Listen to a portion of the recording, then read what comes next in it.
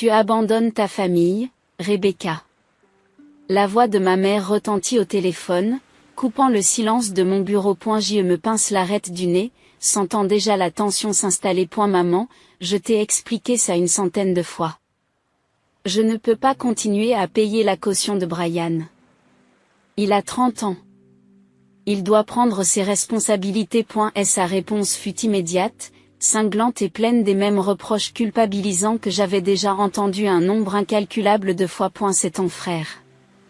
La famille est censée s'entraider. J'ai jeté un coup d'œil à la paperasse soigneusement empilée sur mon bureau, rappelant les longues heures de travail que j'ai passées à maintenir ma stabilité. Je l'ai aidé, maman. Depuis des années. Ce n'est pas une question de famille. Il s'agit du fait qu'il s'en fiche. Il a dépensé toutes ses économies, et maintenant il s'attend à ce que je fasse le ménage. Encore une fois. Je m'appelle Rebecca, et d'aussi loin que je me souvienne. J'ai toujours été la personne responsable dans la famille. Après le décès de mon père à l'âge de 10 ans, j'ai grandi rapidement, assumant plus de responsabilités que la plupart des enfants de mon âge. Pendant ce temps, mon frère Brian a toujours eu le don de s'en sortir. À 30 ans, il travaillait à temps partiel dans une supérette et continuait d'engloutir ses économies dans des gadgets coûteux, des sorties et des vacances qu'il ne pouvait pas s'offrir. Lorsque son propriétaire a menacé de l'expulser, ma mère n'a rien demandé. Elle a exigé que je prenne en charge son loyer. J'ai refusé.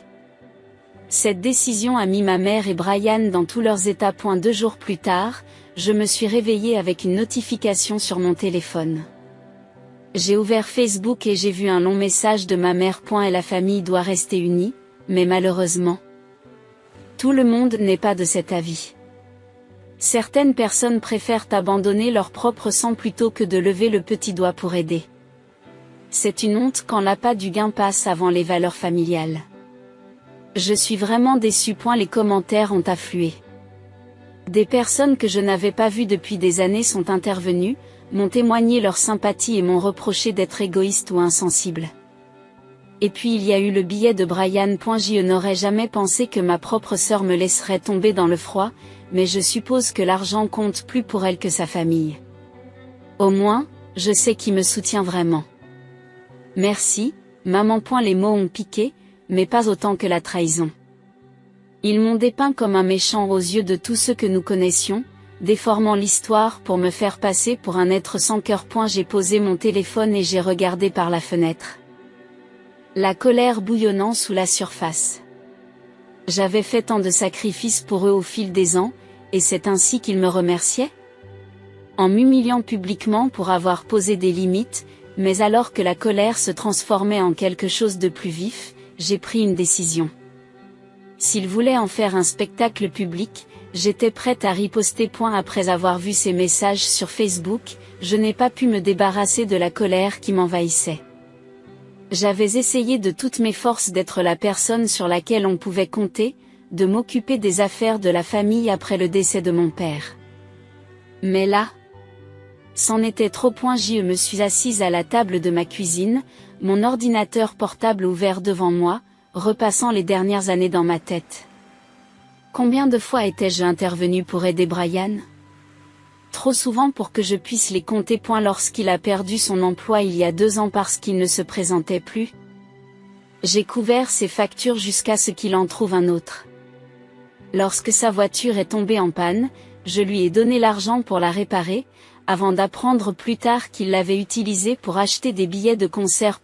Lorsqu'il a emprunté de l'argent pour retomber sur ses pieds, il l'a utilisé pour acheter des baskets de marque et faire du shopping en ligne. Le pire n'était même pas l'irresponsabilité de Brian. C'était la défense inébranlable de ma mère. Les garçons sont différents, disait-elle chaque fois que j'en parlais. Il a juste besoin de temps pour comprendre les choses.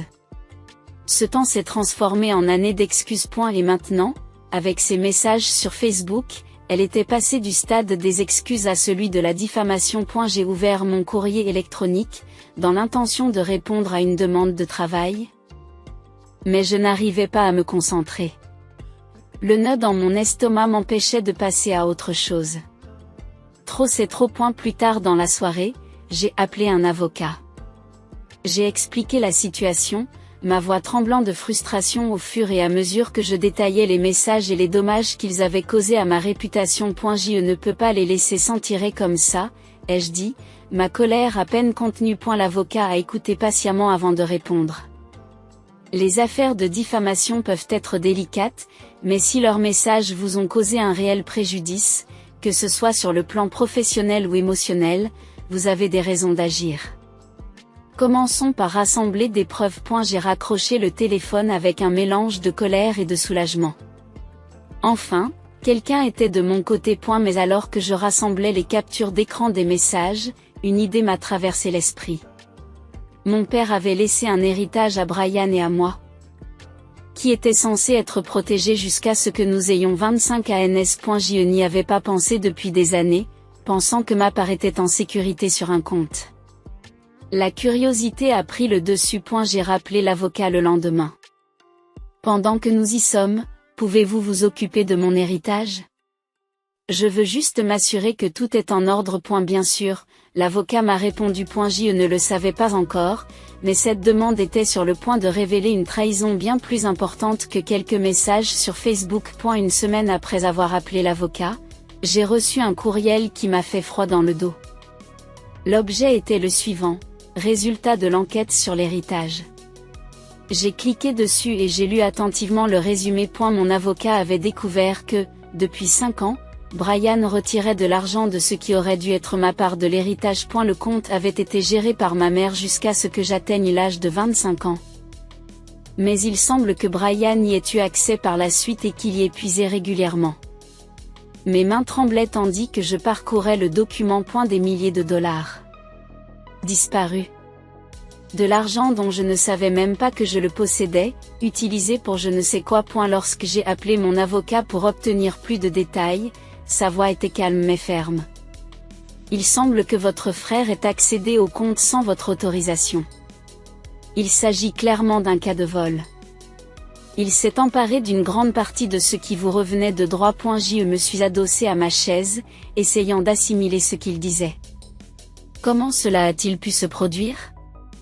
Ma mère s'est occupée du compte pendant des années. Elle n'a jamais dit que Brian y avait accès. Il est possible qu'elle n'ait pas su, a dit l'avocat. Mais il est également possible qu'elle lui ait fait confiance pour gérer le compte de manière responsable. Dans tous les cas, il s'agit d'une violation grave.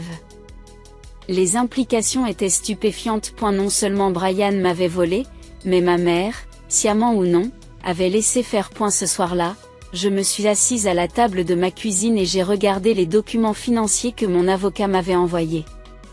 Chaque transaction me faisait l'effet d'une gifle. Billets de concert, appareils électroniques, vacances, autant de choses que j'avais eu du mal à m'offrir pendant que Brian utilisait mon argent pour financer son style de vie.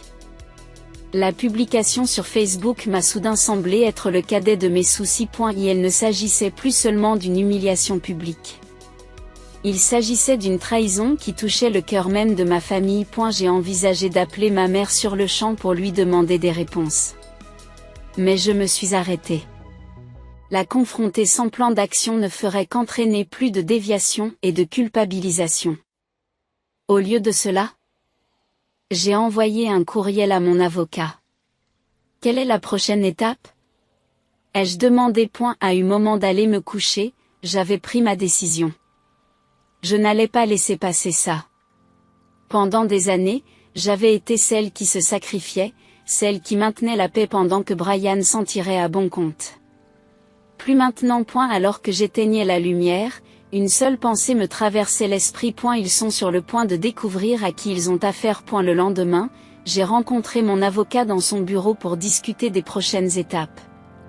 Dans la petite pièce, je me sentais étouffée lorsque j'ai exposé toutes les informations qu'il avait découvertes. Il ne s'agit pas seulement de l'héritage, ai-je dit fermement. Brian et ma mère ont dépassé les bornes. Ces messages sur Facebook étaient déjà assez mauvais. Mais maintenant, je découvre qu'ils me volent depuis des années. Je veux agir. Une action sérieuse. Mon avocat a hoché la tête. L'air calme et professionnel.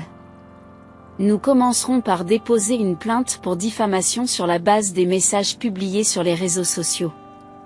Mais pour ce qui est du vol de l'héritage, nous devrons mener une action distincte. C'est simple, compte tenu des documents dont nous disposons, mais ça risque d'être compliqué. Le désordre ne me dérange pas, ai-je répondu en croisant les bras.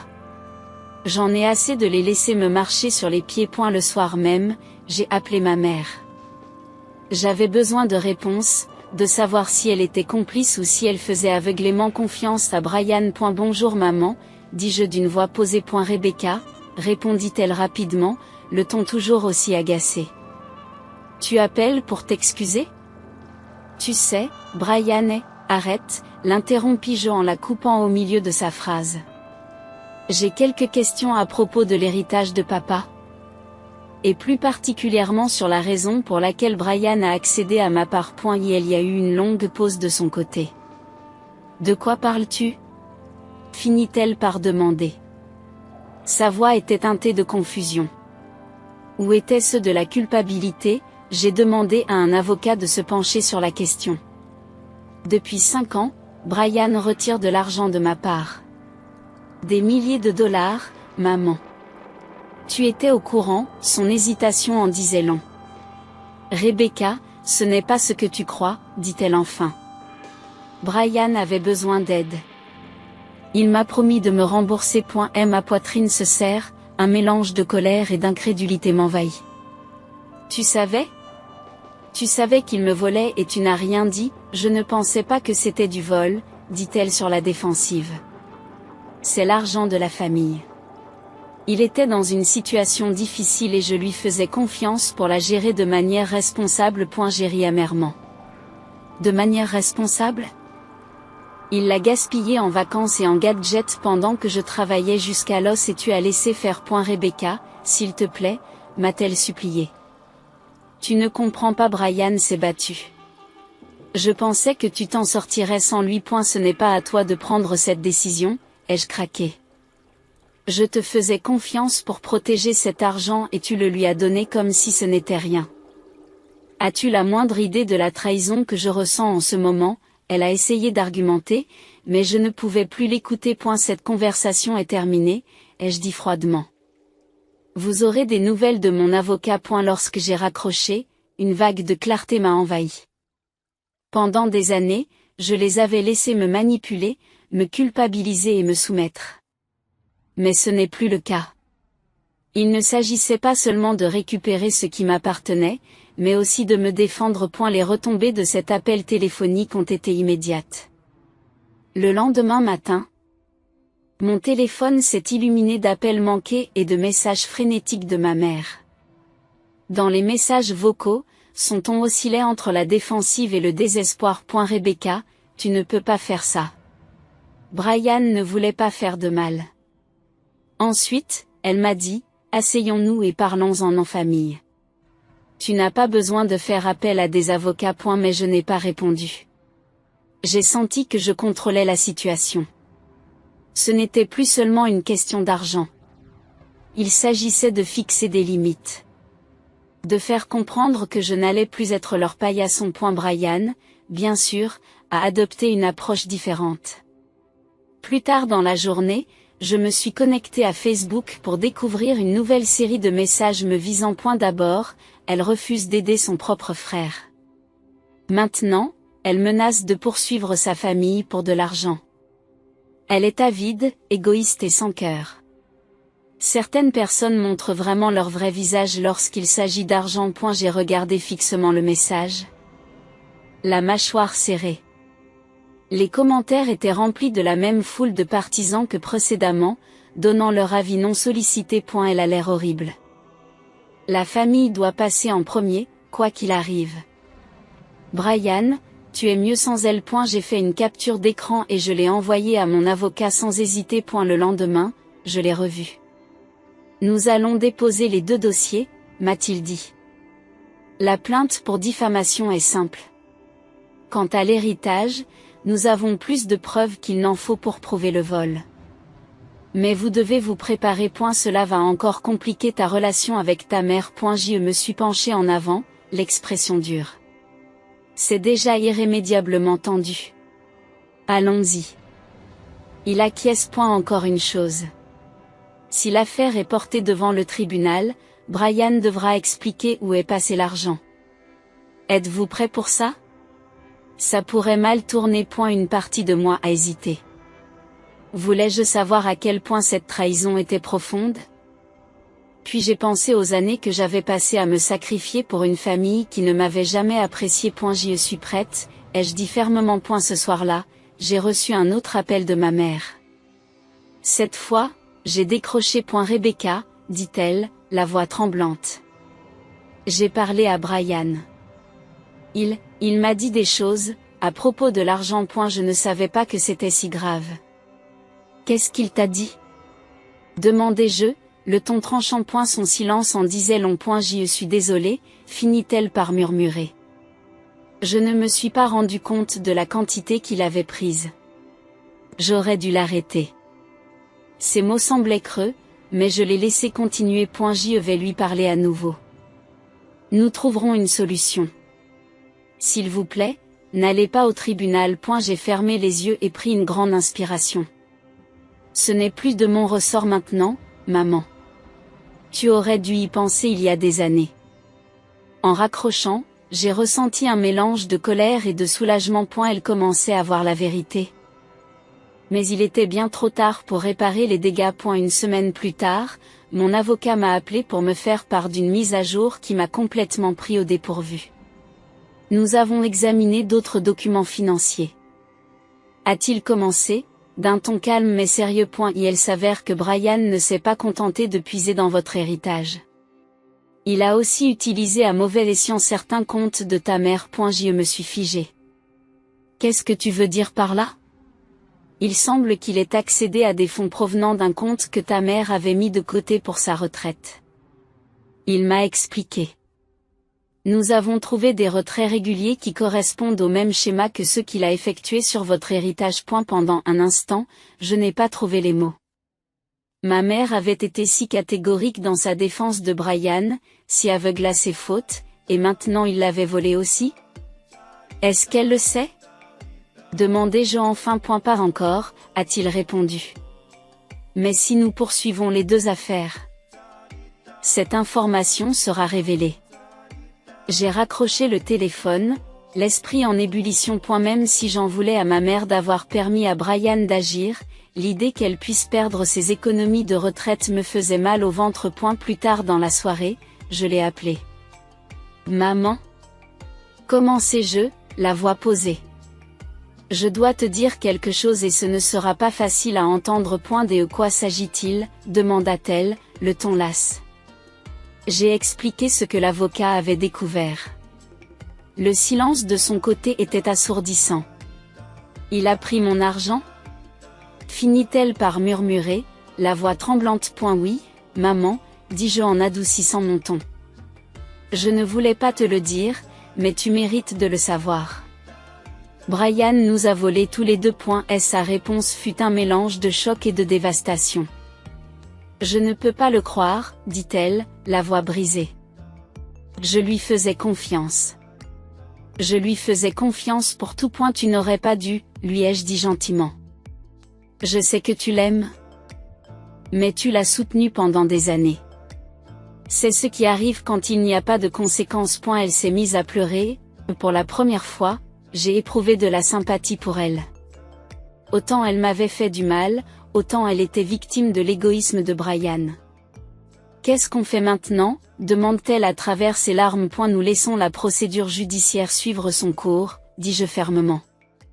Il ne s'agit plus seulement d'argent. Il s'agit de rendre des comptes. Les jours suivants ont été tendus. Mon avocat a déposé les deux dossiers et je sentais le poids de la confrontation à venir peser sur moi. Je savais que ce ne serait pas facile, mais je savais aussi que c'était nécessaire. Pendant des années, j'avais laissé ma mère et Brian profiter de ma gentillesse. Mais cette fois-ci, je restais sur mes positions. Il était temps pour eux de faire face aux conséquences de leurs actes. Même si cela leur faisait mal. Le premier rendez-vous au tribunal est arrivé plus tôt que prévu. Assise dans la salle d'audience, je ressentais un mélange d'impatience et de crainte. D'un côté, je voulais que justice soit faite pour ce que Brian avait fait, pour les années de privilèges, pour le vol, pour la façon dont il m'avait dépeinte comme la méchante. Mais d'un autre côté, je savais que ce processus serait douloureux. Traîner les secrets les plus sombres de notre famille dans la lumière. Lorsque Brian est entré dans la salle d'audience avec ma mère, son air suffisant m'a fait bouillir le sang. Il avait l'audace d'avoir l'air ennuyé, comme s'il s'agissait d'un simple inconvénient de plus dans sa vie. Ma mère, elle, avait l'air complètement défaite. Elle évitait mon regard, les épaules voûtées, comme si le poids de tout cela avait fini par la rattraper. L'avocat a présenté les preuves méthodiquement. Les relevés de transactions, les relevés bancaires et les captures d'écran des messages sur les réseaux sociaux étaient présentés noir sur blanc. Chaque fois que mon avocat prenait la parole, je voyais Brian se déplacer sur son siège, mal à l'aise. Et lorsque le moment est venu pour Brian de s'exprimer, son ton était, comme on pouvait s'y attendre, défensif. Je ne voulais pas que les choses aillent aussi loin, a-t-il dit, sa voix dégoulinant d'une fausse sincérité. Je me débattais, d'accord ? J'ai pris l'argent parce que je pensais pouvoir le rembourser. Mais Rebecca ne comprend pas ce que c'est que d'avoir besoin d'aide. Elle a toujours tout eu. Ma mâchoire s'est serrée en écoutant ses excuses. Les difficultés n'expliquaient pas les vacances, les gadgets ou les sorties nocturnes. Et même s'il essayait de jouer les victimes, les preuves racontaient une autre histoire. Lorsque le juge a demandé à ma mère de témoigner, elle a hésité, jetant un coup d'œil nerveux à Brian. Finalement, elle a pris la parole. La voix tremblante. J'ai fait confiance à Brian, a-t-elle admis. Je pensais qu'il utiliserait l'argent de manière responsable. Mais je ne savais pas combien il avait pris, ni à quoi il l'utilisait.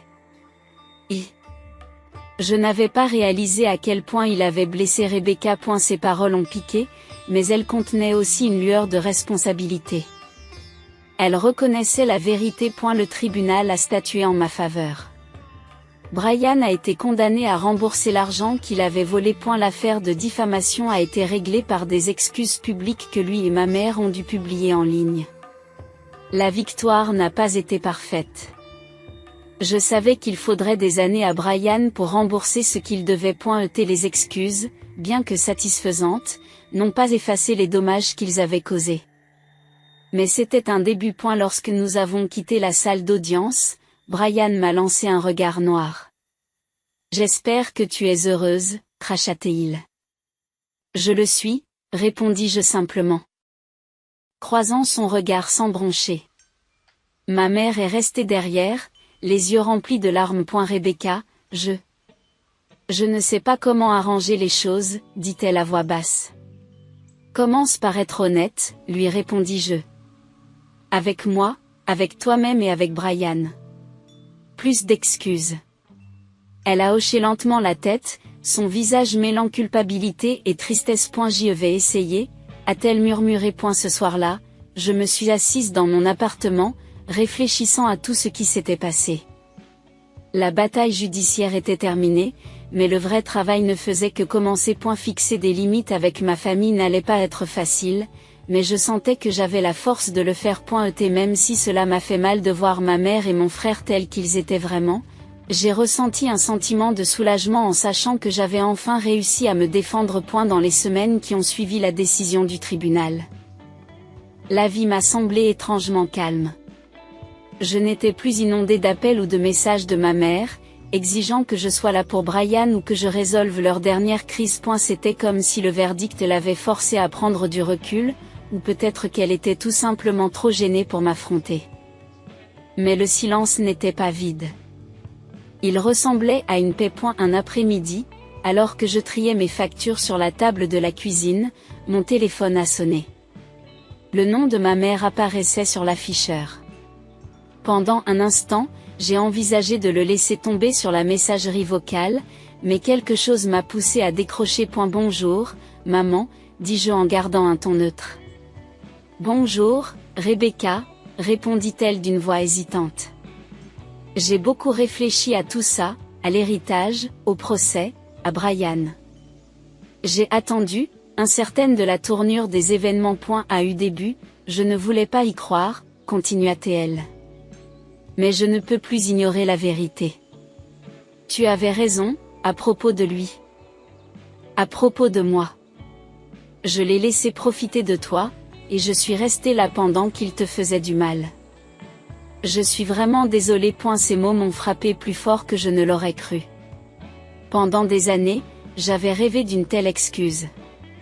Mais maintenant qu'elles étaient là, je ne savais pas quoi ressentir. Merci d'avoir dit cela, ai-je finalement dit. Mais il ne s'agit pas seulement de s'excuser, maman, il s'agit de changer.